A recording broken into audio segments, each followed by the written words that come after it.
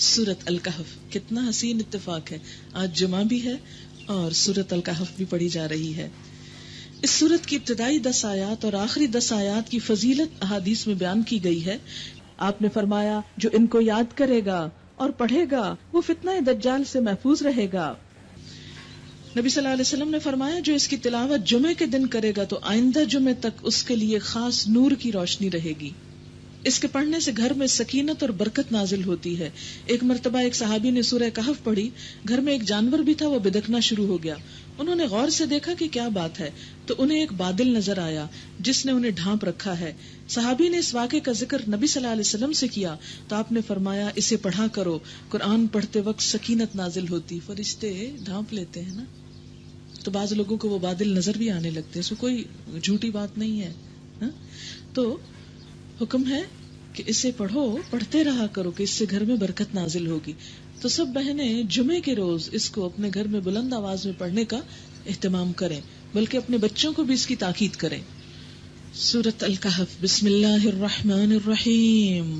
الحمد للہ الذی انزل علی عبدہ الکتاب ولم یجعل لہ عوجا قیما لینذر بأسا شدیدا من لدنہ ویبشر المؤمنین الذین یعملون الصالحات ان لہم اجرا حسنا ماکثین فیہ ابدا وَيُنذِرَ الَّذِينَ قَالُوا اتَّخَذَ اللَّهُ وَلَدًا مَا لَهُم بِهِ مِنْ عِلْمٍ وَلَا لِآبَائِهِمْ كَبُرَتْ كَلِمَةً تَخْرُجُ مِنْ أَفْوَاهِهِمْ إِنْ يَقُولُونَ إِلَّا كَذِبًا فَلَعَلَّكَ بَاخِعٌ نَفْسَكَ عَلَى آثَارِهِمْ إِنْ لَمْ يُؤْمِنُوا بِهَذَا الْحَدِيثِ أَسَفًا إِنَّا جَعَلْنَا مَا عَلَى الْأَرْضِ زِينَةً لَهَا لِنَبْلُوَهُمْ أَيُّهُمْ أَحْسَنُ عَمَلًا وَإِنَّا لَجَاعِلُونَ مَا عَلَيْهَا سَعِيدًا جُرُزًا أَمْ حَسِبْتَ أَنَّ أَصْحَابَ الْكَهْفِ وَالرَّقِيمِ كَانُوا مِنْ آيَاتِنَا عَجَبًا إِذْ أَوَى الْفِتْيَةُ إِلَى الْكَهْفِ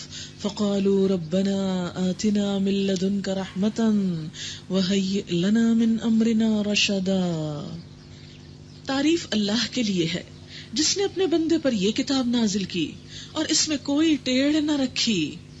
ٹھیک ٹھیک سیدھی بات کہنے والی کتاب، کھری بات کہنے والی کتاب، تاکہ وہ لوگوں کو خدا کے سخت عذاب سے خبردار کر دے اور ایمان لا کر نیک عمل کرنے والوں کو خوشخبری دے دے کہ ان کے لیے اچھا اجر ہے جس میں وہ ہمیشہ رہیں گے، اور ان لوگوں کو ڈرا دے جو کہتے ہیں کہ اللہ نے کسی کو بیٹا بنایا. اس بات کا نہ انہیں کوئی علم ہے نہ ان کے باپ دادا کو تھا، اگر وہ باپ دادا کی بات کرتے ہیں تو بڑی بات ہے جو ان کے منہ سے نکلتی ہے وہ محض جھوٹ بکتے ہیں. اچھا تو اے محمد صلی اللہ علیہ وسلم شاید تم ان کے پیچھے غم کے مارے اپنی جان کھو دینے والے ہو اگر یہ اس تعلیم پر ایمان نہ لائے. اتنا دکھ اور درد تھا آپ کے دل میں لوگوں کے لیے کہ کاش لوگ مان جائیں. فرمایا لگتا ہے اپنی جان گلا دو گے اگر نہیں مانیں گے. کیا ہم میں سے کسی کے دل میں ایسا درد ہے کہ کاش سب لوگ سمجھ جائیں اور میں ان کی خدمت کے لیے کچھ کر سکوں؟ واقعہ یہ ہے کہ جو کچھ سر و سامان بھی زمین پر ہے اس کو ہم نے زمین کی زینت بنایا ہے. جو کچھ زمین کے اوپر ہے یہ سب کیا ہے؟ زمین کا حسن، خوبصورتی، زینت. اور کس لیے ہے؟ تاکہ ان لوگوں کو آزمائیں، آزمائش کے طور پر کہ ان میں کون اچھے کام کرنے والا ہے، احسن عمل کرنے والا ہے. ہم سب کا امتحان ہے کہ اس دنیا میں رہتے ہوئے ہم اپنے اللہ کو کتنا یاد کرتے ہیں. آخرکار اس سب کو یعنی زمین کے اوپر جو کچھ ہے، خواہ ہمارے گھر ہیں یا باغ ہیں یا نعمتیں ہیں یا ہم خود ہیں، ان سب کو ہٹا کر ہم ایک چٹیل میدان بنا دینے والے ہیں. کیا تم سمجھتے ہو کہ غار اور کتبے والے ہماری کوئی بڑی عجیب نشانیوں میں سے تھے؟ جب وہ چند نوجوان غار میں پناہ گزین ہوئے اور انہوں نے کہا کہ اے پروردگار ہم کو اپنی رحمت خاص سے نواز اور ہمارا معاملہ درست کر دے، تو ہم نے انہیں اسی غار میں تھپک کر سال ہا سال کے لیے گہری نیند سلا دیا. پھر ہم نے انہیں اٹھایا تاکہ دیکھے کہ ان دونوں گروہوں کے درمیان کون اپنی مدت کا ٹھیک شمار کرتا ہے. یہ ہوا یہ کہ ہم ان کا اصل قصہ تمہیں سناتے ہی کس کی کہانی بیان ہونے لگی ہے. وہ چند نوجوان تھے جو اپنے رب پر ایمان لے آئے تھے. یہ چند نوجوانوں کی کہانی ہے جو ایمان لائے تھے. نوجوان، ینگ پیپل. اور ہم نے ان کو ہدایت میں ترقی بخشی تھی. ہدایت ملی، آنکھیں کھلی تو بہت آگے بڑھ گئے اس میدان میں. ہم نے ان کے دل اس وقت مضبوط کر دیے جب وہ اٹھے اور انہوں نے اعلان کر دیا کہ ہمارا رب تو بس وہی ہے جو آسمانوں اور زمین کا رب ہے، ہم اسے چھوڑ کر کسی دوسرے کو معبود نہ پکاریں گے، یعنی کسی اور کی بات نہ مانیں گے. اگر ہم ایسا کریں تو بالکل بے جا بات کریں گے. پھر انہوں نے آپس میں ایک دوسرے سے کہا، یہ ہماری قوم تو رب کائنات کو چھوڑ کر دوسرے خدا بنا بیٹھی ہے. یہ لوگ ان کے معبود ہونے پر کوئی واضح دلیل کیوں نہیں لاتے؟ آخر اس شخص سے بڑا ظالم اور کون ہو سکتا ہے جو اللہ پر جھوٹ باندھے؟ اب جب کہ تم ان سے اور ان کے معبودان غیر اللہ سے بے تعلق ہو چکے ہو تو چلو اب فلاں غار میں چل کر پناہ لو. یعنی چند نوجوان انہوں نے اپنا ایمان ڈکلیئر کر دیا کہ آج کے بعد بس ہم اللہ کی بات مانیں گے. تو ہوا کیا، ان کی اس بات سے پوری قوم ان کی دشمن ہو گئی اور ان کے قتل کے درپے ہو گئی. تو انہوں نے کیا کیا؟ ایمان کو نہیں چھوڑا، گھر بار چھوڑ دیے. کہتے ہیں کہ ایلیٹ کے بچے تھے، بہت انفلوئنشل پیپل کے بچے تھے کہ جو اپنے بچوں کے ہدایت پہ آنے سے گھبرا اٹھے. تو انہوں نے طرح طرح کی دھمکیاں دی، لیکن انہوں نے اپنے سارے عیش و عشرت کے سامان چھوڑے اور اللہ کے لیے اپنے گھروں کو چھوڑ کر ایک جنگل میں آ کر ایک غار کے اندر چھپ بیٹھے اپنا ایمان بچانے کے لیے. تھکا کے جب سو گئے تو کئی 100 سال سوئے رہے. تمہارا رب تم پر اپنی رحمت کا دامن وسیع کر دے گا اور تمہارے کام کے لیے سر و سامان مہیا کرے گا. جیسے سورۃ بنی اسرائیل کے شروع میں آتا ہے نا کہ اللہ کے سوا کسی کو اپنا کارساز نہ بناؤ، تو اس کا عملی نمونہ ہے یہ لوگ. تم انہیں غار میں دیکھتے تو تمہیں یوں نظر آتا کہ سورج جب نکلتا ہے تو ان کے غار کو چھوڑ کر دائیں جانب چڑھ جاتا ہے، اور جب وہ سورج غروب ہوتا تو ان سے بچ کر بائیں جانب اتر جاتا. سورج نے رستہ بدل لیا ان کی خاطر. اس طرح اللہ دنیا کو مسخر کر دیتا ہے اس شخص کے لیے جو اللہ کے لیے کوئی قربانی کر کے نکلتا ہے. اور وہ ہے کہ غار کے اندر ایک وسیع جگہ میں پڑے ہوئے ہیں.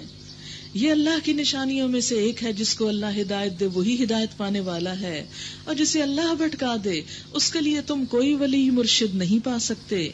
تم انہیں دیکھ کر یہ سمجھتے کہ وہ جاگ رہے ہیں، حالانکہ وہ سو رہے تھے. ہم انہیں دائیں بائیں کروٹ دلواتے رہتے تھے تاکہ بیڈ سورز نہ ہو جائیں. اللہ تعالیٰ خود سائیڈز بدلوا رہے ہیں ان کی. اور ان کا کتا غار کے دہانے پہ ہاتھ پھیلائے بیٹھا تھا رکھوالی کو.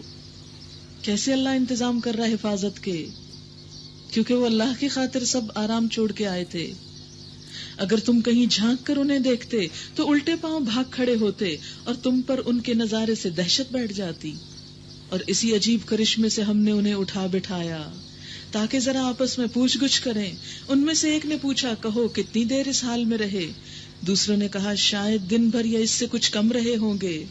پھر وہ بولے، اللہ ہی بہتر جانتا ہے کہ ہمارا وقت کتنا اس حال میں گزرا. چلو اب اپنے میں سے کسی کو چاندی کا یہ سکہ دے کر شہر بھیجیں تاکہ وہ دیکھے کہ سب سے اچھا کھانا کہاں ملتا ہے. سب سے اچھا کھانا اللہ والے تھے، سب سے اچھا کھانا کھا رہے ہیں.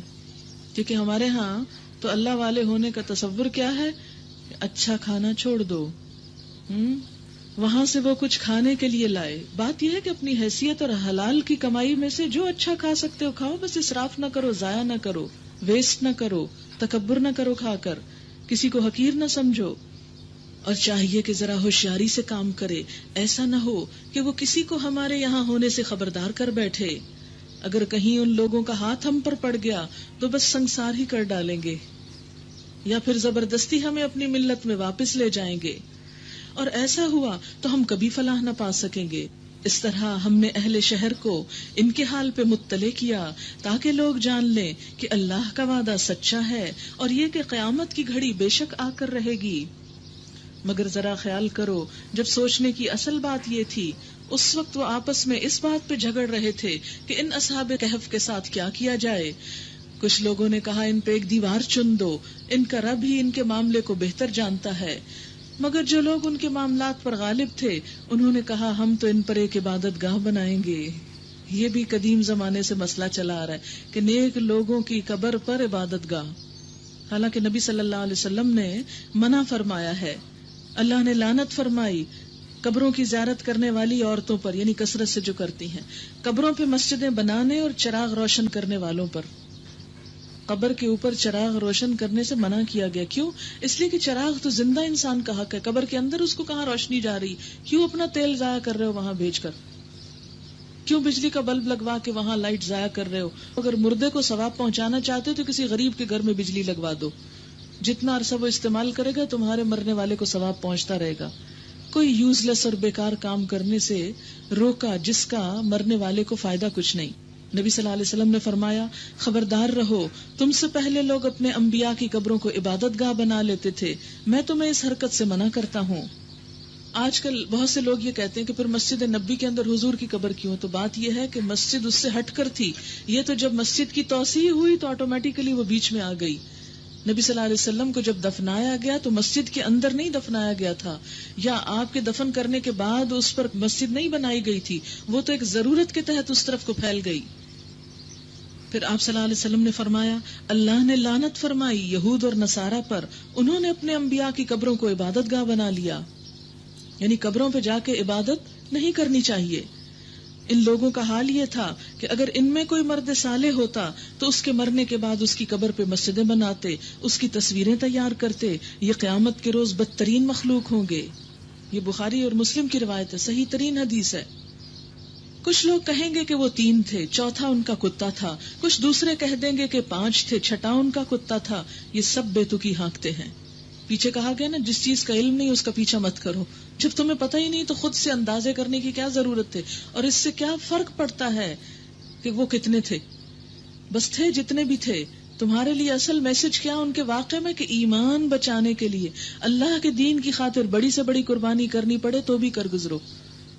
ہم تو چھوٹی سی بات پہ آ کے رک جاتے، نہیں آج بڑی مجبوری، آج نہیں قرآن سننے جا سکتے، آج تو گھر میں یہ مسئلہ ہو گیا ہے۔ کوئی چھوٹی سی بات جو خلاف توقع ہو جائے، مثال کے طور پر آج کل بچوں کی چھٹیاں ہو گئی، بہت سی مائیں شاید آج نہ آئی ہوں کہ اب بچوں کو کون دیکھے، تو آپ دیکھیں کہ بچوں کو چھوڑ کے آپ بازار بھی تو چلے جاتے ہیں، بچوں کو چھوڑ کے آپ سو بھی تو جاتے ہیں، لیکن بچوں کو چھوڑ کر قرآن کیوں نہیں پڑھا جا سکتا؟ 2-2.5 گھنٹے کی تو بات ہے۔ اگر بچیاں بڑی ہیں تو ان کو ساتھ لے آئیں، پیچھے بیٹھ جائیں، ساتھ ان کو بھی بٹھا لیں، لیکن اس چانس کو مس نہیں کریں۔ اللہ کی راہ میں جو نکلے ہیں نکلتے چلے جائیں۔ اگر بہت چھوٹے بھی ہیں تو بہت پیچھے بھی آپ بیٹھ جائیں، تو آپ ان کے ساتھ بھی کچھ نہ کچھ سن لیں گے، بالکل محروم نہیں رہیں گے۔ دنیا کے سب کام ہو جائیں گے۔ آپ دیکھیں کہ 24 گھنٹے میں اگر یہ 3 یا 4 گھنٹے، اگر 4 گھنٹے نکال لیں تو بھی 20 گھنٹے آپ کے پاس دنیا کے کام کو ہیں۔ یعنی بچوں کے حقوق ہمیں اس سے روکتے نہیں کہ ہم اللہ کا حق ادا نہ کریں، دونوں ساتھ ساتھ بھی چل سکتے ہیں، بس مینجمنٹ کی ضرورت ہے کہ آپ کیسے مینج کرتے ہیں۔ کچھ لوگ کہیں گے وہ 3 تھے اور چوتھا ان کا کتا تھا، کچھ دوسرے کہیں گے 5 تھے، چھٹا کتا تھا، سب بے تکی ہانکتے ہیں۔ کچھ اور لوگ کہتے ہیں 7 تھے، 8واں کتا تھا۔ کہو میرا رب ہی بہتر جانتا ہے کہ وہ کتنے تھے، کم ہی لوگ ان کی صحیح تعداد جانتے ہیں۔ بس تم سرسری بات سے بڑھ کر ان کی تعداد کے معاملے میں لوگوں سے بحث نہ کرو، تعداد کے اوپر مت بحث کرو، اس سے فائدہ ہی کچھ نہیں، اور نہ ان کے متعلق کسی سے کچھ پوچھو۔ اور دیکھو، کسی چیز کے بارے میں کبھی یہ نہ کہا کرو کہ میں کل یہ کام ضرور کر دوں گا۔ یہ کسے کہا جا رہا ہے؟ نبی صلی اللہ علیہ وسلم کو۔ کبھی ایسا وعدہ نہ کرو، الا ان یشاء اللہ، مگر یہ کہ انشاءاللہ کہا کرو۔ کیوں؟ اس لیے کہ اگر اللہ نے نہ چاہا تو کام نہیں ہو سکتا، خواہ ہم کتنا ہی چاہتے ہوں۔ اگر بھولے سے ایسی بات زبان سے نکل جائے تو فوراً اپنے رب کو یاد کرو۔ یعنی مثلاً کسی سے وعدہ کر کے آگے اور وہاں انشاءاللہ کہنا بھول گئے، گھر آ کے یاد آیا تو پھر گھر میں ہی کہہ لو انشاءاللہ، اور کہو امید ہے کہ میرا رب اس معاملے میں رشد سے قریب تر بات کی طرف میری رہنمائی فرما دے گا۔ اور وہ اپنے غار میں 300 سال رہے، کچھ لوگ مدت کے شمار میں 9 سال اور بڑھ گئے ہیں۔ تم کہو اللہ ان کے قیام کی مدت زیادہ جانتا ہے، آسمانوں اور زمین کے سب پوشیدہ احوال اسی کو معلوم ہے، کیا خوب ہے وہ دیکھنے والا اور سننے والا۔ زمین اور آسمان کی مخلوقات کا کوئی خبرگیر اس کے سوا نہیں، اور وہ اپنی حکومت میں کسی کو شریک نہیں کرتا، اپنے فیصلوں میں کسی کو نہیں پوچھتا۔ اے نبی صلی اللہ علیہ وسلم، تمہارے رب کی کتاب میں سے جو کچھ تم پہ وحی کیا گیا ہے اسے جو کا تو سنا دو، جیسا ہے ویسا سنا دو، کوئی اس کے فرمودات کو بدل دینے کا مجاز نہیں۔ اور اگر تم کسی کی خاطر اس میں رد و بدل کرو گے تو اس سے بچ کر بھاگنے کے لیے کوئی جائے پناہ نہ پاؤ گے۔ یعنی قرآن کو تبدیل نہیں کر سکتے کسی کی خاطر. اور اپنے دل کو ان لوگوں کی معیت پر مطمئن کرو جو اپنے رب کی رضا کے طلبگار بن کر صبح و شام اسے پکارتے ہیں اور ان سے نگاہ ہرگز نہ پھیرو. کس کو کہا جا رہا ہے؟ نبی صلی اللہ علیہ وسلم کو جو اللہ کے نبی ہیں. کیا کہ نیک لوگوں کی صحبت کو مت چھوڑو. کیا تم دنیا کی زینت پسند کرتے ہو؟ عموماً انسان نیک لوگوں کو چھوڑ کر کن چیزوں میں مشغول ہوتا ہے؟ اٹریکشن کی چیزوں. فرمایا نہیں، دنیا تو ضرورت کی چیز ہے، لیکن اس کے ساتھ ساتھ کیا کرو کہ نیک لوگ ان کی مجلس میں اگر دنیا بہت نہیں بھی ملتی، مثلاً یہاں آپ آتے ہیں، کوئی بڑی پارٹی آپ کو نہیں بھی دی جاتی، کچھ نہ کھانے کو ملے، تب بھی آنے کا بڑا فائدہ ہے. روح جو بہت کچھ لے رہی ہے. کسی ایسے شخص کی اطاعت نہ کرو جس کے دل کو ہم نے اپنی یاد سے غافل کر دیا. غافل انسان کی بات نہ مانو. اور جس نے اپنی خواہش نفس کی پیروی اختیار کر لی، یعنی جو اپنے دل کی مانتا ہے، تم اس کی نہ مانو. اور جس کا طریقہ کار افراط و تفریط پہ مبنی ہے، حد سے بڑا ہوا، صاف کہہ دو کہ یہ حق ہے تمہارے رب کی طرف سے. اب جس کا جی چاہے مان لے، جس کا جی چاہے انکار کر دے. قل الحق من ربکم فمن شاء فلیؤمن ومن شاء فلیکفر انا اعتدنا للظالمین نارا احاط بهم سرادقها. ہم نے ان انکار کرنے والے ظالموں کے لیے ایک آگ تیار کر رکھی ہے جس کی لپٹیں انہیں گھیرے میں لے چکی ہیں. وہاں اگر وہ پانی مانگیں گے تو ایسے پانی سے ان کی تواضع کی جائے گی جو تیل کی تل چھٹ جیسا ہوگا. کبھی چپس تلے ہوں تو اینڈ میں وہ جو تھک رہ جاتا ہے نا سٹف، اس کی طرف اشارہ ہے. اور ان کا منہ بھون ڈالے گا. ابلتا تیل کو پیے تو منہ میں کیا رہے. بدترین پینے کی چیز، بری آرام گاہ، نہایت بری. رہے وہ لوگ جو مان لیں اور نیک عمل کریں تو یقیناً ہم نیکوکار لوگوں کا اجر ضائع نہیں کیا کرتے. ان کے لیے سدا بہار جنتیں ہیں جن کے نیچے نہریں بہ رہی ہوں گی. وہاں وہ سونے کے کنگنوں سے آراستہ کیے جائیں گے، باریک ریشم اور اطلس و دیبا کے سبز کپڑے پہنیں گے اور اونچی مسندوں پر تکیے لگا کر بیٹھیں گے. بہترین اجر، اعلیٰ درجے کی جائے قیام، اعلیٰ درجے کا ٹھکانہ. اے محمد صلی اللہ علیہ وسلم، ان کے سامنے ایک مثال پیش کرو. 2 شخص تھے، ان میں سے ایک کو ہم نے انگور کے 2 باغ دیے اور ان کے گرد کھجور کے درختوں کی باڑ لگائی اور ان کے درمیان کاشت کی زمین رکھی. دونوں باغ خوب پھلے پھولے اور بارآور ہونے میں انہوں نے ذرا سی کسر بھی نہ چھوڑی. ان باغوں کے اندر ہم نے ایک نہر جاری کر دی اور اسے خوب نفع حاصل ہوا. یہ کچھ پا کر ایک دن وہ اپنے ہمسائے سے بات کرتے ہوئے بولا، میں تجھ سے زیادہ مالدار ہوں. یعنی جب اتنا کچھ مل گیا تو پھر اب اس کا اظہار بھی. بہت سے لوگ اپنے مالداری کے قصے کسی نہ کسی اینگل سے سناتے رہتے ہیں. اور تجھ سے زیادہ طاقتور جتھا رکھتا ہوں. ظاہر ہے جہاں مال ہے وہاں دوست بھی بہت ہیں. پھر وہ اپنی جنت میں داخل ہوا اور اپنے نفس کے حق میں ظالم بن کر کہنے لگا، میں نہیں سمجھتا کہ یہ دولت کبھی فنا ہو جائے گی اور مجھے توقع نہیں کہ قیامت کی گھڑی کبھی آئے گی. تاہم اگر کبھی مجھے اپنے رب کے حضور پلٹایا بھی گیا تو ضرور اس سے بھی زیادہ شاندار جگہ پاؤں گا. اس کے ہمسائے نے گفتگو کرتے ہوئے اس سے کہا، کیا تو کفر کرتا ہے اس ذات سے جس نے تجھے مٹی سے اور پھر نطفے سے پیدا کیا اور تجھے ایک پورا آدمی بنا کھڑا کیا؟ رہا میں تو میرا رب تو وہی اللہ ہے اور میں اس کے ساتھ کسی کو شریک نہیں کرتا. اور جب تو اپنی جنت میں داخل ہو رہا تھا اس وقت تیری زبان سے یہ کیوں نہ نکلا کہ ماشاء اللہ لا قوت الا باللہ. اگر تو مجھے مال اور اولاد میں اپنے سے کمتر پا رہا ہے تو بعید نہیں کہ میرا رب مجھے تیری جنت سے بہتر عطا فرمائے. کیونکہ حالات اور وقت بدلتے دیر نہیں لگتی، دولت ڈھلتی چھاؤں ہے. اور تیری جنت پر آسمان سے کوئی آفت بھیج دے جس سے وہ صاف میدان بن کر رہ جائے یا اس کا پانی زمین میں اتر جائے اور پھر تو اسے کسی طرح نہ نکال سکے. آخر ہوا یہ کہ اس کا سارا پھل مارا گیا اور وہ اپنے انگوروں کے باغوں کو چھتوں پر الٹا پڑا دیکھ کر اپنی لگائی ہوئی لاگت پر ہاتھ ملتا رہ گیا اور کہنے لگا، کاش میں نے اپنے رب کے ساتھ کسی کو شریک نہ ٹھہرایا ہوتا. یہاں آپ کو پتہ ہے کس کو شریک ٹھہرا رہا تھا؟ دولت کو، باغ کو. اس کی وجہ سے بہت اترا رہا تھا. نہ ہوا اللہ کو چھوڑ کر اس کے پاس کوئی جتھا کہ اس کی مدد کرتا، جنہیں وہ بڑی چیز سمجھتا تھا کہ میرے بہت جاننے والے ہیں، بہت کام آنے والے ہیں. اور نہ کر سکا وہ آپ ہی اس آفت کا مقابلہ. اس وقت معلوم ہوا کہ کارسازی کا سارا اختیار خدائے برحق ہی کے لیے ہے، انعام وہی بہتر ہے جو وہ بخشے، انجام وہی بخیر ہے جو وہ دکھائے۔ وَاضْرِبْ لَهُم مَثَلَ الْحَيَاةِ الدُّنْيَا كَمَاءٍ أَنزَلْنَاهُ مِنَ السَّمَاءِ۔ اور اے نبی صلی اللہ علیہ وسلم، انہیں دنیا کی حقیقت اس مثال سے سمجھاؤ کہ آج ہم نے آسمان سے پانی برسا دیا تو زمین کی پود خوب گھنی ہو گئی، خوب مال حاصل ہو گیا۔ کل وہی نباتات بھس بن کر رہ گئے، ہر نئی چیز پرانی ہو جاتی۔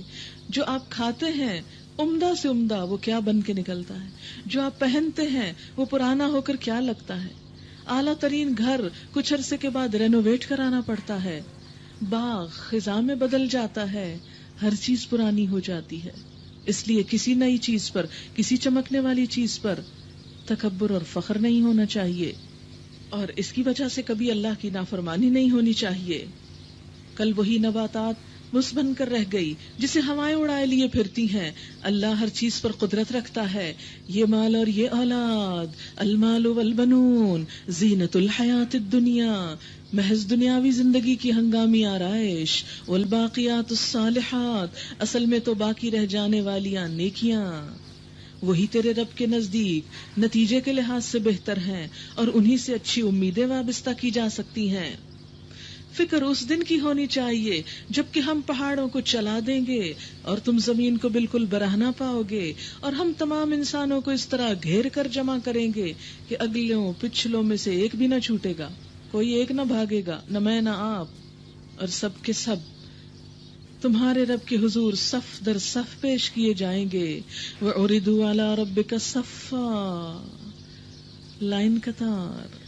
ابھی تو ہم ایک بھگدڑ مچا دیتے ہیں نا، لیکن وہاں بھگدڑ نہ مچا سکیں گے، لائن قطار۔ قرآن میں ایک سورۃ صف ہے، ایک صافات ہے، فرشتے کہتے ہیں اِنَّا لَنَحْنُ الصَّافُونَ، ہم صفیں باندھ کے رکھتے ہیں، اور ہم مسلمان کوئی لائن نہیں بنا سکتے، کیوں کہ کانسیپٹ سے ہی ناشنا، جنگلی اور وحشی جانوروں کی طرح ہجوم اور بھیڑ، کیوں اپنے صبر جو نہیں، اپنی باری کا انتظار جو نہیں۔ ہر شخص آگے جانا چاہتا ہے، ظاہر ہے ایک وقت میں ایک ہی جا سکتا ہے۔ وَعُرِضُوا عَلَىٰ رَبِّكَ صَفًّا لَقَدْ جِئْتُمُونَا كَمَا خَلَقْنَاكُمْ أَوَّلَ مَرَّةٍ، لو دیکھ لو آ گئے نا تم ہمارے پاس اسی طرح جیسا ہم نے تم کو پہلی بار پیدا کیا تھا۔ تم سمجھتے تھے کہ تمہارے لیے تو وعدے کا کوئی وقت ہی مقرر نہیں۔ وَوُضِعَ الْكِتَابُ، نامہ اعمال رکھ دیا جائے گا۔ اس وقت تم دیکھو گے کہ مجرم لوگ اپنی کتاب زندگی کے اندراجات سے ڈر رہے ہوں گے، جیسے کوئی بھی بچہ امتحانی پرچہ دیکھ کر ڈر رہا ہوتا ہے کہ پتہ نہیں نمبر کتنے آئے۔ ہر امتحان دینے والا رزلٹ کے دن خوف زدہ ہوتا ہے، پتہ نہیں کون سی ڈویژن، کون سا گریڈ آتا ہے، کہاں جا پہنچتا ہوں۔ تو قیامت کے دن انسان اپنا اعمال نامہ دیکھ کر بھی ڈر رہا ہوگا، اور کہہ رہے ہوں گے وَيَقُولُونَ يَا وَيْلَتَنَا، ہائے افسوس ہم پر، مَا لِهَٰذَا الْكِتَابِ، اس کتاب کو کیا ہے، لَا يُغَادِرُ صَغِيرَةً وَلَا كَبِيرَةً، اس نے نہ کوئی چھوٹی بات چھوڑی نہ بڑی چھوڑی، إِلَّا أَحْصَاهَا، مگر اس کو شمار کر کے رکھا، وَوَجَدُوا مَا عَمِلُوا حَاضِرًا، وَوَجَدُوا مَا عَمِلُوا حَاضِرًا، اور جو کچھ انہوں نے کیا تھا وہ سب اپنے سامنے حاضر پائیں گے۔ وَلَا يَظْلِمُ رَبُّكَ أَحَدًا، اور تیرا رب کسی ایک پر بھی ظلم نہ کرے گا۔ انسان قیامت کے دن اپنے ایک ایک عمل کو دیکھ لے گا، الگ الگ ہر چیز کے کیٹلاگ بنے ہوئے ہوں گے، سب پہ پوری کیلکولیشن کے ساتھ الا احصا، شمار کیا ہوگا، گن گن کے رکھا ہوگا۔ کیا مثلاً وہ سب دوست جن کو میں نے دھوکہ دیا، وہ سب کتابیں جو میں نے پڑھی، وہ سب جھوٹ جو میں نے بولے، وہ آرام جو میں نے کسی کو دیا، وہ لطیفے جن پہ میں ہنسی، وہ کام جو مجھ سے غصے کی حالت میں ہوئے، وہ باتیں جن پہ میں اپنے بہن بھائیوں پہ چلائی، وہ لمحات جب میں والدین پر زیر لب بڑبڑائی، ایک ایک چیز گن کے رکھی ہوئی ہوگی۔ ضخیم کتاب، پوری زندگی کی کتاب، نہ صرف یہ کہ بولی ہوئی چیزیں بلکہ سوچیں بھی، وہ نفسانی شہوت بھری سوچیں جو میں سوچتی رہتی تھی، وہ حیوانی جذبات جنہوں نے مجھے مغلوب کر لیا اور حرام کام کروائے، یہ سب کے سب سامنے ہوں گے۔ دنیا میں اگر کوئی ہمیں یہ سب کچھ دکھا دے تو ہم آگے بڑھ کے وہ چھین کے پھاڑ ڈالیں، لیکن قیامت کے دن اپنا اعمال نامہ کوئی پھاڑ نہ سکے گا۔ انسان شکست خوردہ اور مایوس ہو کر بیٹھ جائے گا. آپ کو معلوم ہے کہ ایسی کمپیوٹر ڈسک تیار کر لی گئی ہے کہ جو جلائے جلتی نہیں، پانی میں بہائے نقصان دہ نہیں ہوتی، کہیں چھوڑ دو اس کی معلومات ضائع نہیں ہوتی. تو کیا اللہ تعالیٰ کے لیے مشکل ہے کہ وہ معلومات کو اس طرح سمیٹ کے رکھے کہ کوئی ان کو رد نہ کر سکے، مٹا نہ سکے؟ لیکن اس وقت انسان جو آنسو بہائے اور شرمندہ ہو وہ آج بہنے چاہیے، آج شرمندگی ہونی چاہیے، آج تنہائی میں ہمیں اپنے ہی گناہوں پہ سوچنا چاہیے. وہ پیٹ درد جو کل پڑے گا وہ آج پڑ جانا چاہیے. شرمندگی کے آنسوؤں سے اس ساری کتاب کے گناہوں کو مٹا ڈالیں. آج موقع ہے، کل چلا جائے گا. وَوُضِعَ الْكِتَابُ، کتاب سامنے لائی جائے گی، رکھ دی جائے گی. فَتَرَى الْمُجْرِمِينَ مُشْفِقِينَ مِمَّا فِيهِ، تم دیکھو گے مجرم، قصوروار لوگ اپنی کتاب زندگی کے اندراجات سے ڈر رہے ہوں گے. وہ کام چھپ چھپ کے جو ہم کرتے ہیں لوگوں سے، حرام کام. کہیں گے کیا ہوا اس کتاب کو؟ کچھ بھی نہیں چھوٹا، ایک اشارہ بھی نہیں چھوٹا. بعض اوقات ہم اشاروں سے ہنس دیتے ہیں، کسی پہ زیر لب مسکراتے ہیں کسی کی بات دیکھ کر، وہ بھی لکھ لیا جاتا ہے. اور تیرا رب کسی پہ ظلم نہ کرے گا.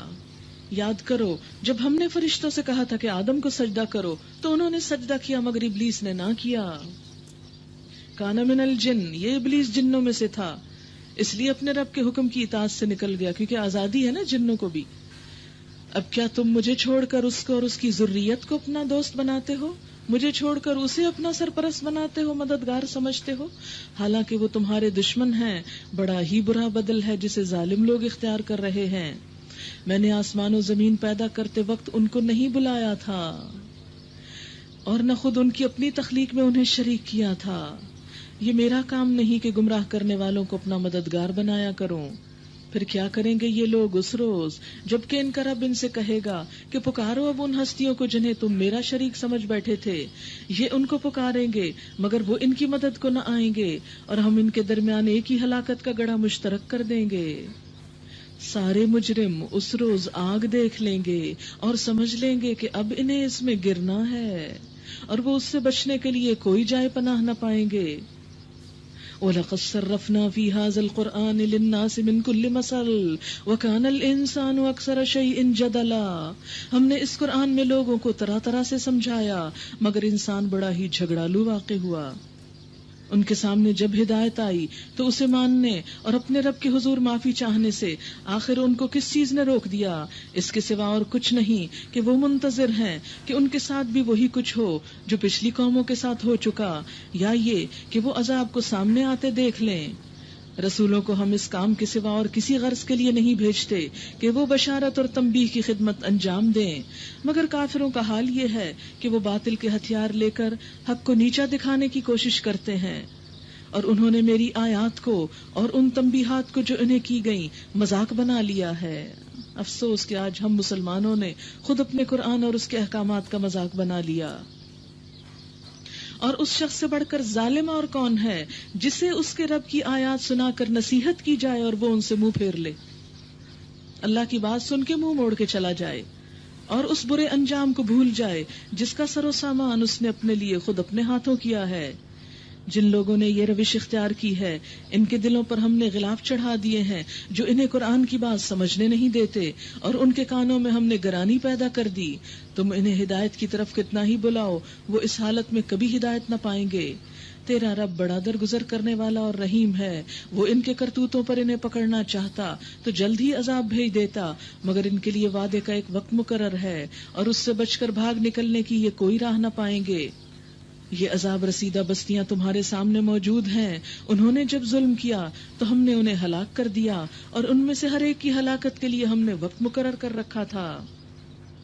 اب موسیٰ علیہ السلام اور خضر علیہ السلام کا قصہ. خضر کا نام تو بہت لوگوں نے سن رکھا ہوگا اور بہت سی کہانیاں بھی وابستہ ہیں ان کے ساتھ. بہرحال ان کی اصل حقیقت کیا ہے وہ قرآن سے آپ کو پتہ چلے گی.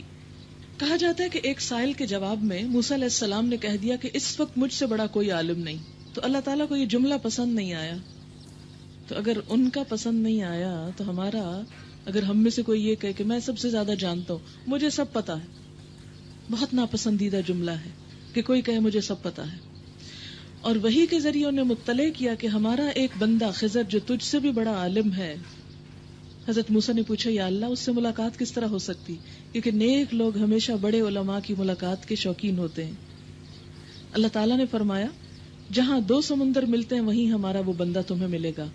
نیز فرمایا کہ مچھلی ساتھ لے جاؤ، جہاں مچھلی تمہاری ٹوکری سے نکل کر غائب ہو جائے تو سمجھ لینا یہی مقام ہے۔ چنانچہ انہوں نے مچھلی لی اور سفر شروع کر دیا۔ وَإِذْ قَالَ مُوسَىٰ لِفَتَاهُ لَا أَبْرَحُ حَتَّىٰ أَبْلُغَ مَجْمَعَ الْبَحْرَيْنِ۔ ذرا ان کو وہ قصہ سناؤ جو موسیٰ علیہ السلام کو پیش آیا تھا جبکہ موسیٰ علیہ السلام نے اپنے خادم سے کہا تھا، کہتے ہیں یہ یوشع بن نون تھے جو ان کے بعد نبی بھی ہوئے لیکن آپ کی صحبت میں رہے اور آپ کی خدمت بھی کرتے تھے، کہ میں اپنا سفر ختم نہ کروں گا جب تک کہ دو دریاؤں کے سنگم پر نہ پہنچ جاؤں، کیونکہ اللہ تعالیٰ نے یہی فرمایا تھا کہ وہاں تک جاؤ خضر سے ملنا ہے۔ تو اس سے کیا پتہ چلتا ہے کہ علم حاصل کرنے کے لیے سفر کرنا ضروری ہوتا ہے، اور کتنا سفر ابھی دیکھیے، ورنہ ایک زمانہ دراز تک چلتا ہی رہوں گا، یعنی لمبے سے لمبا سفر بھی کرنا پڑے تو کر جاؤ۔ بس جب وہ ان کے سنگم پر پہنچے تو اپنی مچھلی سے غافل ہو گئے اور وہ نکل کر اس طرح دریا میں چلی گئی جیسے کوئی سرنگ لگی ہو۔ آگے جا کر موسیٰ علیہ السلام نے اپنے خادم سے کہا لاؤ ہمارا ناشتہ، آج کے سفر میں تو ہم بری طرح تھک گئے۔ ایسا کہنا کوئی گناہ کی بات نہیں، اگر سفر میں کبھی انسان تھک جائے اور کہے کہ میں تھک گیا ہوں، کوئی حرج نہیں، نیچرل سا اظہار ہے۔ خادم نے کہا آپ نے دیکھا یہ کیا ہوا؟ جب ہم اس چٹان کے پاس ٹھہرے ہوئے تھے اس وقت مجھے مچھلی کا خیال نہ رہا اور شیطان نے مجھ کو ایسا غافل کیا کہ میں اس کا ذکر آپ سے کرنا بھول گیا۔ مچھلی تو عجیب طریقے سے نکل کر دریا میں چلی گئی۔ اب آپ حیران ہوگے کہ بھلا یہ کیسے؟ یہ اللہ کی قدرت ہر چیز پر غالب ہے۔ موسیٰ علیہ السلام نے کہا اسی کی تو ہمیں تلاش تھی، ہمیں تو وہیں جانا تھا۔ چنانچہ وہ دونوں اپنے نقش قدم پہ پھر واپس ہوئے۔ یعنی اگر علم کی تلاش میں راستہ بھول جائیں تو تھک کر گھر نہ جائیں، پھر واپس آ کر بھی ڈھونڈ لیں۔ موسیٰ علیہ السلام نے کہا اسی کی ہمیں تلاش تھی۔ چنانچہ وہ دونوں اپنے نقش قدم پر واپس ہوئے اور انہوں نے ہمارے بندوں میں سے ایک بندے کو پایا جسے ہم نے اپنی رحمت سے نوازا تھا اور اپنی طرف سے ایک خاص علم عطا کیا تھا، خاص علم۔ موسیٰ علیہ السلام نے اس سے کہا کیا میں آپ کے ساتھ رہ سکتا ہوں تاکہ آپ مجھے بھی اس دانش کی تعلیم دے جو آپ کو سکھائی گئی؟ یعنی کسی سے علم حاصل کرنے کے لیے اس کی مجلس صحبت میں بیٹھنے کے لیے اس سے اجازت لینا اخلاق کا ایک حصہ ہے۔ اس نے جواب دیا آپ میرے ساتھ صبر نہیں کر سکتے، یعنی علم کا راستہ صبر کا راستہ ہے اور آپ صبر نہیں رکھتے، اور جس چیز کی آپ کو خبر نہ ہو آخر اس پر صبر کر بھی کیسے سکتے ہیں؟ یعنی جو علم انسان کے پاس نہیں ہوتا، انسان چاہتا جلدی سے مل جائے، لیکن علم کے لیے صبر ضروری ہوتا ہے۔ موسیٰ نے کہا علیہ السلام انشاءاللہ آپ مجھے صابر پائیں گے، یعنی ڈٹرمینیشن دیکھیے، اور میں کسی معاملے میں آپ کی نافرمانی نہ کروں گا، یعنی اگر کمٹمنٹ کی ہے تو استاد کی نافرمانی نہیں، پھر استاد کی مرضی پہ چلنا ہوگا۔ اس نے کہا اچھا اگر آپ میرے ساتھ چلتے ہیں تو مجھ سے کوئی بات نہ پوچھیں جب تک کہ میں خود اس کا آپ سے ذکر نہ کروں، یعنی بہت زیادہ سوال نہ کریں، میں خود ہی بتاؤں گا جو بھی میں کروں گا۔ اب وہ دونوں روانہ ہوئے، یہاں تک کہ وہ ایک کشتی میں سوار ہو گئے تو اس شخص نے کشتی میں شگاف ڈال دیا۔ موسیٰ علیہ السلام نے کہا آپ نے اس میں شگاف ڈال دیا تاکہ سب کشتی والوں کو ڈبو دیں، یعنی فوراً ہی استاد کے کام پر تنقید، یہ تو آپ نے ایک سخت حرکت کر ڈالی۔ اس نے کہا میں نے تم سے کہا نہ تھا تم میرے ساتھ صبر نہیں کر سکتے، میری پالیسی کو سمجھ نہیں سکتے، اس لیے تم مجھ سے علم نہیں حاصل کر سکو گے۔ موسیٰ علیہ السلام نے کہا بھول چوک پر مجھے نہ پکڑیے، میرے معاملے میں آپ ذرا سختی سے کام نہ لیں، استاد سے ریکویسٹ کی جا سکتی کہ ذرا ہم سے نرمی سے معاملہ کریں۔ پھر وہ دونوں چلے یہاں تک کہ ان کو ایک لڑکا ملا اور اس شخص نے اسے قتل کر دیا۔ خضر علیہ السلام نے لڑکا قتل کر دیا۔ موسیٰ علیہ السلام نے کہا آپ نے ایک بے گناہ کی جان لے لی، حالانکہ اس نے کسی کا خون نہ کیا تھا، یہ کام تو آپ نے بہت برا کیا۔ اس نے کہا خضر نے میں نے تم سے کہا نہ تھا کہ تم میرے ساتھ صبر نہیں کر سکتے؟ موسیٰ علیہ السلام نے کہا اس کے بعد اگر میں آپ سے کچھ پوچھوں تو آپ مجھے ساتھ نہ رکھیں، لیجیے اب تو میری طرف سے آپ کو عذر مل گیا، استاد کو راضی کر لینا چاہیے اگر وہ ناراض ہو جائے۔ پھر وہ آگے چلے یہاں تک کہ ایک بستی میں پہنچے اور وہاں کے لوگوں سے کھانا مانگا، مگر انہوں نے ان دونوں کی ضیافت سے انکار کر دیا۔ انہوں نے وہاں ایک دیوار دیکھی جو گر رہی تھی، اس شخص نے اس دیوار کو پھر قائم کر دیا۔ موسیٰ علیہ السلام نے کہا اگر آپ چاہتے تو اس کام کی اجرت لے سکتے تھے۔ اس نے کہا بس میرا تمہارا ساتھ ختم ہوا۔ اس پر حضور صلی اللہ علیہ وسلم نے فرمایا کاش موسیٰ علیہ السلام ایسا نہ کرتے تو ہمیں کچھ اور باتیں بھی معلوم ہو جاتی ان کے ذریعے، یعنی نہ کہتے کہ آپ اس کے بعد مجھے ساتھ نہ رکھتے۔ بہرحال اب میں تمہیں ان باتوں کی حقیقت بتاتا ہوں جن پر تم صبر نہ کر سکے۔ اس کشتی کا معاملہ یہ ہے کہ وہ چند غریب آدمیوں کی تھی جو دریا میں محنت مزدوری کرتے تھے۔ میں نے چاہا اسے آبدار کر دوں، کیونکہ آگے ایک ایسے بادشاہ کا علاقہ تھا جو ہر کشتی کو زبردستی چھین لیتا تھا۔ رہا وہ لڑکا تو اس کے والدین مومن تھے۔ ہمیں اندیشہ ہوا کہ یہ لڑکا اپنی سرکشی اور کفر سے ان کو تنگ کرے گا، اس لیے ہم نے چاہا کہ ان کا رب اس کے بدلے ان کو ایسی اولاد دے جو اخلاق میں بھی اس سے بہتر ہو اور جس سے صلہ رحمی بھی زیادہ متوقع ہو۔ اور اس دیوار کا معاملہ یہ ہے کہ یہ 2 یتیم لڑکوں کی ہے جس شہر میں رہتے ہیں۔ اس دیوار کے نیچے ان بچوں کے لیے خزانہ مدفون ہے۔ ان کا باپ ایک نیک آدمی تھا، اس لیے تمہارے رب نے چاہا کہ یہ دونوں بچے بالغ ہوں اور اپنا خزانہ نکال لیں۔ یہ تمہارے رب کی رحمت کی بنا پہ کیا گیا۔ وما فعلته عن امری، میں نے کچھ اپنے اختیار سے نہیں کر دیا۔ ذالک تأویل ما لم تستطع علیہ صبرا، یہ ہے حقیقت ان باتوں کی جن پہ تم صبر نہ کر سکے۔ وآخر دعوانا ان الحمد للہ رب العالمین۔ سبحانک اللہم وبحمدک نشہد ان لا الہ الا انت نستغفرک ونتوب الیک، نحمدہ ونصلی علی رسولہ الکریم، اما بعد فاعوذ باللہ من الشیطان الرجیم، بسم اللہ الرحمن الرحیم۔ رب اشرح لي صدري ويسر لي أمري واحلل عقدة من لساني يفقهوا قولي قال ألم أقل لك إنك لن تستطيع معي صبرا قال إن سألتك عن شيء بعدها فلا تصاحبني قد بلغت من لدني عذرا فانطلقا حتى إذا أتيا أهل قرية استطعما أهلها فأبوا أن يضيفوهما فوجدا فيها جدارا يريد أن ينقض فأقامه قال لو شئت لاتخذت عليه أجرا قال هذا فراق بيني وبينك سأنبئك بتأويل ما لم تستطع عليه صبرا۔ شروع کرتی ہوں اللہ کے نام سے جو بے انتہا مہربان نہایت رحم فرمانے والا ہے۔ اس نے کہا، میں نے تم سے کہا نہ تھا کہ تم میرے ساتھ صبر نہیں کر سکتے۔ موسیٰ علیہ السلام نے کہا، اس کے بعد اگر میں آپ سے کچھ پوچھوں تو آپ مجھے ساتھ نہ رکھیں، لیجئے اب تو میری طرف سے آپ کو عذر مل گیا۔ پھر وہ آگے چلے یہاں تک کہ ایک بستی میں پہنچے اور وہاں کے لوگوں سے کھانا مانگا، مگر انہوں نے ان دونوں کی ضیافت سے انکار کر دیا۔ وہاں انہوں نے ایک دیوار دیکھی جو گرا چاہتی تھی، اس شخص نے اس دیوار کو پھر قائم کر دیا۔ موسیٰ علیہ السلام نے کہا، اگر آپ چاہتے تو اس کام کی اجرت لے سکتے تھے۔ اس نے کہا، بس میرا تمہارا ساتھ ختم ہوا، اب میں تمہیں ان باتوں کی حقیقت بتاتا ہوں جن پر تم صبر نہ کر سکے۔ اس کشتی کا معاملہ یہ ہے کہ وہ چند غریب آدمیوں کی تھی جو دریا میں محنت مزدوری کرتے تھے۔ میں نے چاہا کہ اسے عیبدار کر دوں، کیونکہ آگے ایک ایسے بادشاہ کا علاقہ تھا جو ہر کشتی کو زبردستی چھین لیتا تھا۔ رہا وہ لڑکا تو اس کے والدین مومن تھے۔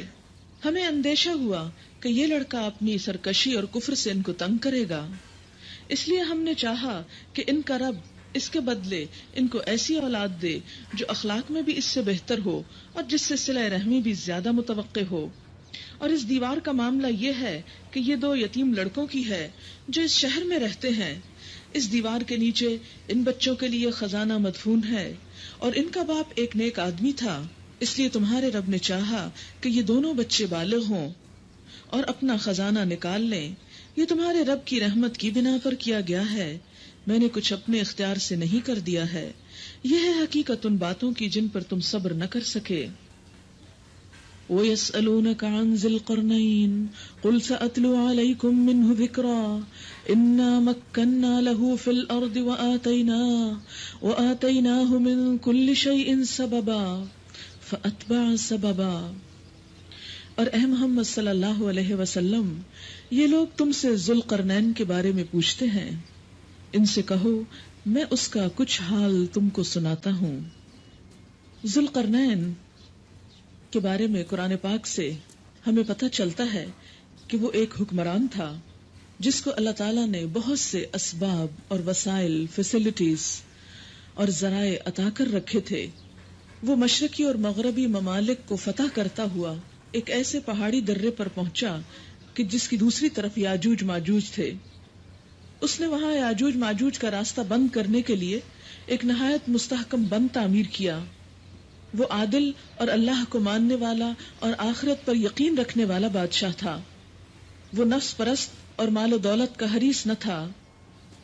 کہا جاتا ہے کہ یہ تمام صفات جس پر فٹ آتی ہیں وہ مشہور تاریخی شخصیت جسے سائرس کے نام سے یا ذوالقرنین کے نام سے پہچانا جاتا ہے، جو بہت ہی قابل قدر خدمات انجام دے کر دنیا سے رخصت ہوا.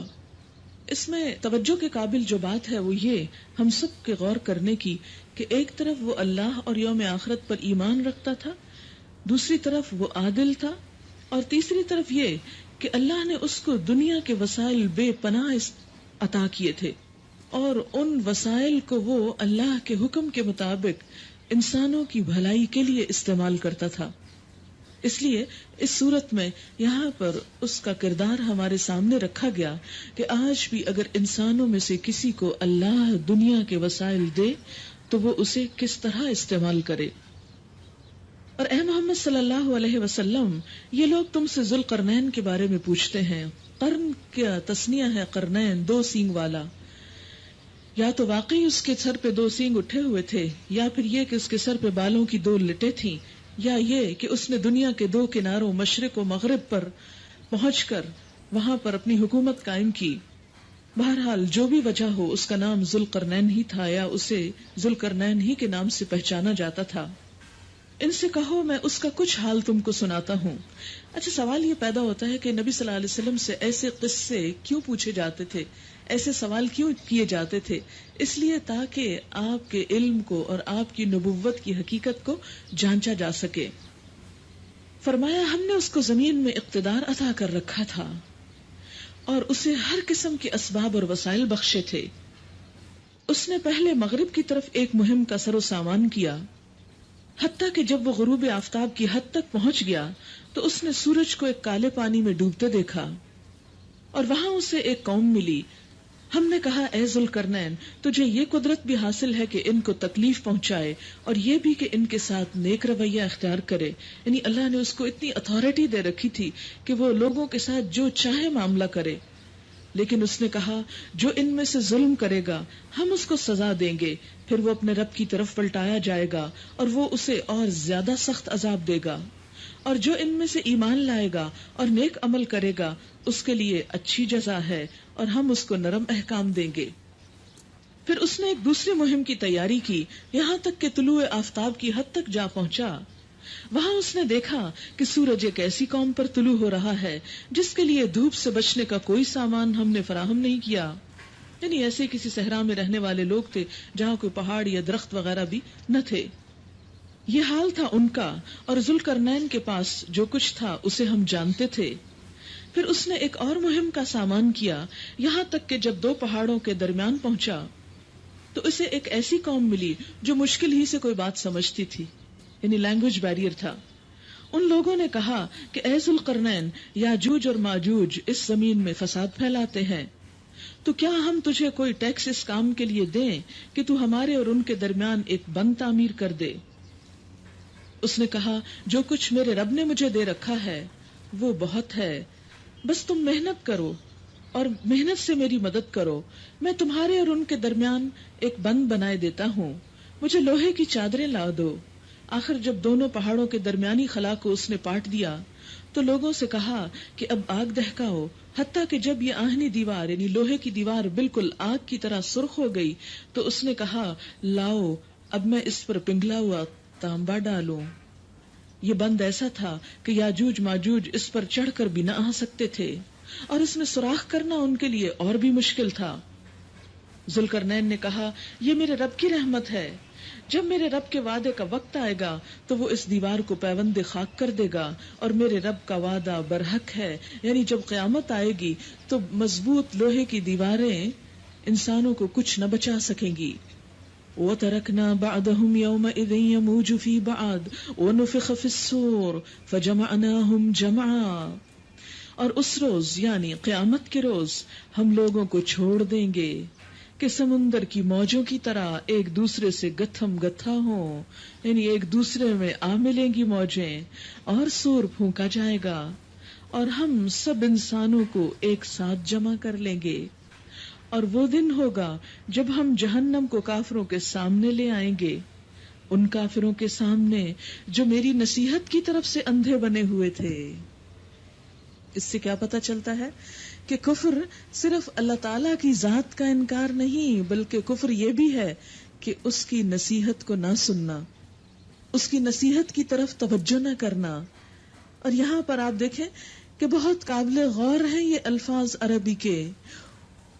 الذین کانت اعینہم فی غطاء عن ذکری، وہ جن کی نگاہیں میرے ذکر سے ڈھکی ہوئی تھی، یعنی میرے ذکر کو پڑھتے نہیں تھے. ذکر پھر کون سا ذکر ہے؟ یہاں قرآن مراد ہے کہ میرے قرآن کی طرف نگاہ کرنے کا ان کو وقت نہیں تھا. اور دوسری طرف وَكَانُوا لَا يَسْتَطِيعُونَ سَمْعًا، وہ سننے کی استطاعت بھی نہ رکھتے تھے، انہیں سننے کی توفیق بھی نہ تھی، وہ سننا بھی نہ چاہتے تھے. اس سے کیا پتہ چلتا ہے کہ اگر کوئی شخص پڑھ نہ سکتا ہو تو اسے کم از کم قرآن سننا تو ضرور چاہیے، اور سننے کے مواقع کو ہاتھ سے جانے نہیں دینا چاہیے. افحسب الذین کفروا ان یتخذوا عبادی من دونی اولیاء انا اعتدنا جہنم للکافرین نزلا. تو کیا یہ لوگ جنہوں نے کفر اختیار کیا ہے یہ خیال رکھتے ہیں کہ مجھے چھوڑ کر میرے بندوں کو اپنا کارساز بنا لیں؟ ہم نے ایسے کافروں کی ضیافت کے لیے جہنم تیار کر رکھی ہے. یہ کن کافروں کی بات ہو رہی ہے؟ یہ کن کا ذکر ہے جو اللہ کو چھوڑ کر اللہ کے بندوں کو اپنا مددگار سمجھیں، کارساز سمجھیں؟ جو اللہ کے بندوں، جیسے بہت سے بندے اللہ کے مرے ہوئے نیک بندوں کو اپنا کارساز سمجھتے ہیں، اپنا مددگار سمجھتے ہیں کہ وہ انہیں اللہ سے کچھ لے کر دیں گے، یا انہیں جب اللہ تعالیٰ پکڑے گا تو یہ چھڑا لیں گے. جیسے ہمارے ہاں ایک مشہور شعر ہے، خدا جو پکڑے چھڑا لے محمد، محمد کا پکڑا چھڑا کوئی نہیں سکتا. صریح شرک ہے. کس طرح ہو سکتا ہے کہ اللہ تعالیٰ کسی کو پکڑنا چاہیں اور پھر کوئی اور اس پکڑے ہوئے کو چھڑا لے، اور اگر حضور صلی اللہ علیہ وسلم پکڑے تو کوئی بھی نہ چھڑا سکے. اسی کو غلو کہا جاتا ہے. اے محمد صلی اللہ علیہ وسلم ان سے کہو، کن سے؟ لوگوں سے. کیا؟ قل هل ننبئکم بالاخسرین اعمالا، قل هل ننبئکم بالاخسرین اعمالا، کیا ہم تم کو بتائیں کہ اپنے اعمال میں سب سے زیادہ ناکام اور نامراد لوگ کون ہیں؟ جو کام بھی کرتے ہیں لیکن اس کے باوجود وہ ناکام بھی ہیں، ان کے کام ان کو کوئی فائدہ نہ دیں گے. کون ہیں وہ لوگ؟ الذین ضل سعیہم فی الحیاۃ الدنیا وہم یحسبون انہم یحسنون صنعا. یہ وہ لوگ ہیں جن کی دنیا کی زندگی میں ہی ان کی ساری کوششیں بھٹکی رہیں، جن کی ساری کوششیں ان کی دنیا کی زندگی میں ہی گم ہو کر رہ گئیں. یعنی جن کا اٹھنا بیٹھنا جینا مرنا بھاگ دوڑ سب کا سب صرف اور صرف دنیا کے لیے تھا، اور اس میں آخرت کا کچھ بھی حصہ نہ تھا. کہیں وہ ہم تو نہیں کہ ہماری ساری کوششیں صرف دنیا کے لیے ہوں اور آخرت کا کچھ بھی حصہ نہ ہو. الذین ضل سعیہم فی الحیاۃ الدنیا وہم یحسبون انہم یحسنون صنعا، اور وہ سمجھتے ہیں کہ وہ بہت اچھے کام کر رہے ہیں، وہ سب کچھ ٹھیک کر رہے ہیں. اولئک الذین کفروا بآیات ربہم، یہی وہ لوگ ہیں جنہوں نے اپنے رب کی آیات کو ماننے سے انکار کیا، کیونکہ رب کی آیات تو یہ بتاتی ہیں کہ انسان کو صرف اس دنیا کے لیے نہیں دوسری دنیا کے لیے بھی کوشش کرنی ہے، اور یہیں پر کرنی ہے.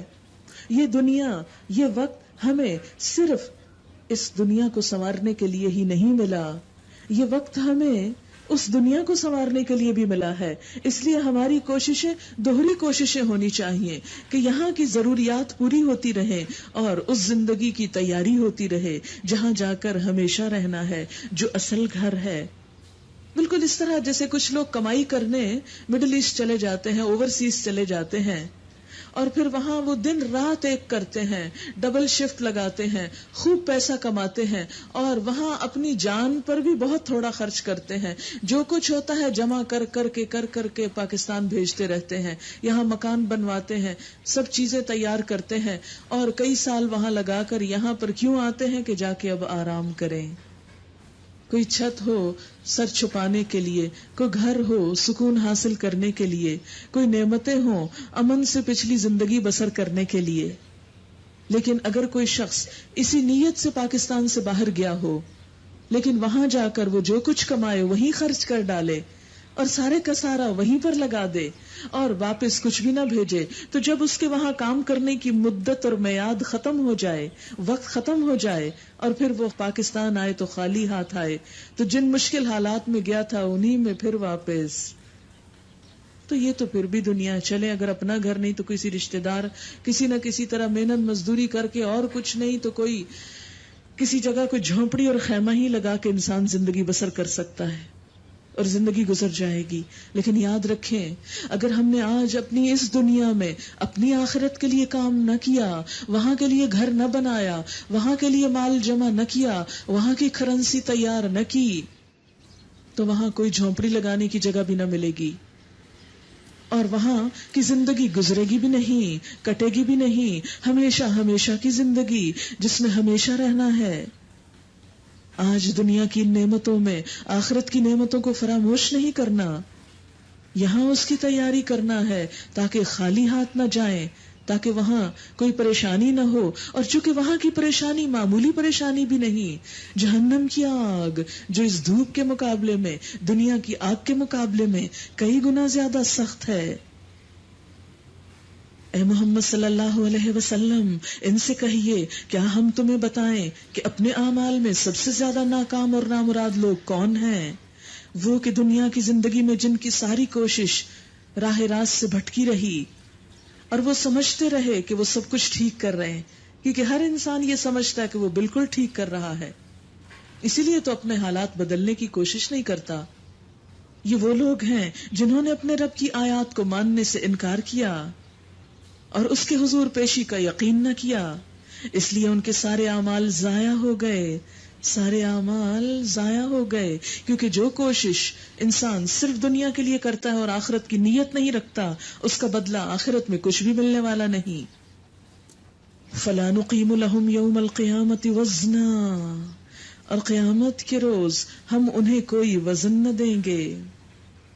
بخاری میں آتا ہے قیامت کے دن ایک موٹا تازہ آدمی آئے گا، اللہ کے ہاں اس کا وزن اتنا بھی نہ ہوگا جتنا مچھر کے پر کا ہوتا ہے. پھر آپ نے یہی آیت تلاوت کی، یعنی ایک شخص دنیاوی اعتبار سے بہت صحت مند، بہت لمبا چوڑا اور بہت روب داب والا، بہت بڑے عہدے والا، بہت مال و دولت رکھنے والا، ملینئر، جس کی دنیا میں بہت دھاک تھی، جس کے دنیا کے کام صرف اشارے سے ہو جایا کرتے تھے، لیکن اللہ کے نزدیک اگر اس نے وہاں کے لیے کچھ نہ کیا ہوگا تو اتنا بے وقت ہوگا، اتنا ہلکا ہوگا جیسے مچھر کا پر ہو.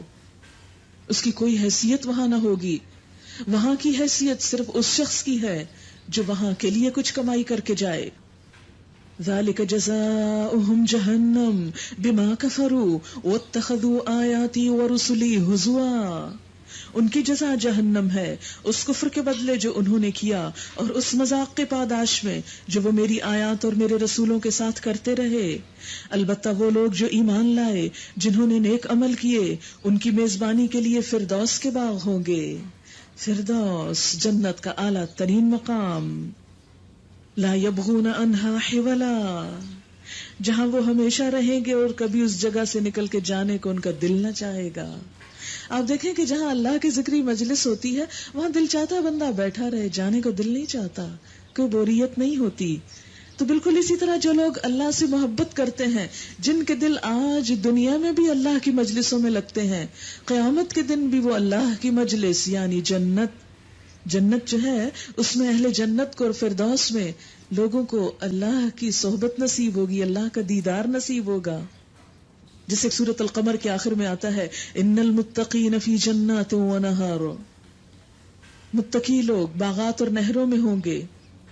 فی مقعد صدق عند ملیک مقتدر، ایک سچی مجلس میں، اس ذی اقتدار بادشاہ کی مجلس میں وہاں پر ہوں گے. لا یبغون عنہا حولا، وہاں سے کہیں جانے کو ان کا دل نہ چاہے گا، کہیں اور ان کا دل نہ لگے گا. کیا آج ہم ذرا پرکھ کر دیکھیں کہ جہاں اللہ کی بات ہوتی ہو کیا وہاں واقعی ہمارا دل ایسے ہی لگتا ہے کہ پھر اس کے اوپر کوئی اور چیز اچھی نہیں لگتی؟ اگر نہیں تو پھر جنت میں دل کیسے لگے گا اللہ کی مجلس میں؟ کیونکہ جس سے محبت ہوتی ہے صرف اس کی ذات سے ہی نہیں، اس کی بات سے بھی بڑی محبت ہوتی ہے. جہاں اس کی بات ہو رہی ہو اس مجلس سے بھی بڑی دلچسپی ہوتی ہے کہ یہاں میرے محبوب کی بات ہو رہی ہے. بھلا کیا بات ہو رہی ہے؟ بار بار انسان سنتا ہے، بار بار پڑھتا ہے.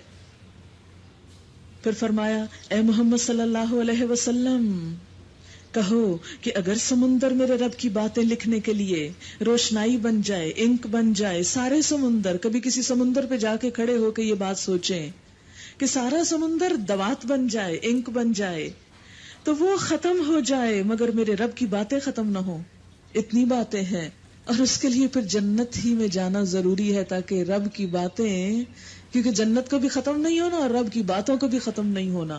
تو جن لوگوں کی محبت اور جن کے دل اللہ کی محبت میں ڈوبے ہوئے ہیں انہی کے لیے وہ مقام ہے کہ جو دنیا میں اللہ کی باتیں کرتے رہنا چاہتے ہیں ان کا پھر ٹھکانہ وہ جنت ہے، اور وہاں کی دائمی نعمتیں، ایسی لذت، ایسی خوشی، ایسا سرور، ایسا نشہ کہ دنیا کی ہر چیز اس کے آگے ہیچ. وہاں جا کر وہ رب کی باتیں کرتے چلے جائیں گے. فرمایا اتنے سمندر سیاہی بن جائیں، اور ایک اور جگہ پر آتا ہے سارے درخت کلمے بن جائیں، پین بن جائیں. لکھنے کے لیے پہلے زمانے میں لکڑی کی قلم بنایا کرتے تھے. فرمایا سارے درختوں کی کلمے بنا لو. آپ دیکھیں کہ صرف اس جگہ بیٹھے ہوئے چاروں طرف جو کچھ آپ کو نظر آ رہا ہے اس کے بھی اگر قلم بنائے اور ہم سب لکھنے لگے تو کئی دن بھی لکھتے چلے جائیں تو یہ قلم نہ گھسے. کہاں یہ کہ ساری زمین کے درخت کلمے بن جائیں اور سارے سمندر. اور فرمایا کہ 7 سمندر اور بھی ان کی مدد کریں. ایک اور جگہ پر آتا ہے کہ صرف دنیا کے سمندر نہیں، ایسے 7 سمندر اور بھی ہوں اور پھر اللہ کی باتیں لکھی جائیں. ما نفدت کلمات ربی، اللہ کی باتیں کبھی ختم نہ ہوں، میرے رب کی باتیں کبھی ختم نہ ہوں. بلکہ اگر اتنی ہی روشنائی ہم اور لے آئیں تو وہ بھی کافی نہ ہو. اتنا ہی سمندر اور آ جائے وہ بھی خشک ہو جائے، سوکھ جائے. قل انما انا بشر مثلكم يوحى الي انما الهكم اله واحد فمن كان يرجو لقاء ربه فليعمل عملا صالحا ولا يشرك بعبادة ربه احدا. اے محمد صلی اللہ علیہ وسلم کہہ دیجئے کہ میں تو ایک انسان ہوں تم ہی جیسا. یہ کس کو کہلوایا جا رہا ہے؟ نبی اکرم صلی اللہ علیہ وسلم کو، کہ آپ کہہ دیجئے، لوگوں کو بتا دیجئے کہ میں ایک انسان ہوں تم ہی جیسا. فرق کیا ہے؟